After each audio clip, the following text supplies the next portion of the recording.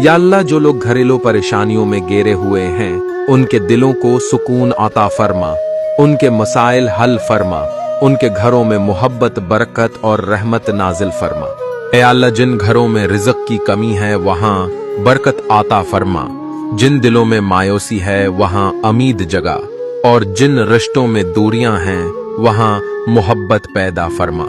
या अल्लाह, हर दुखी दिल की फरियाद सुन ले, हर परेशान हाल को करार दे और हर उलझी हुई राह को अपने करम से खोल दे।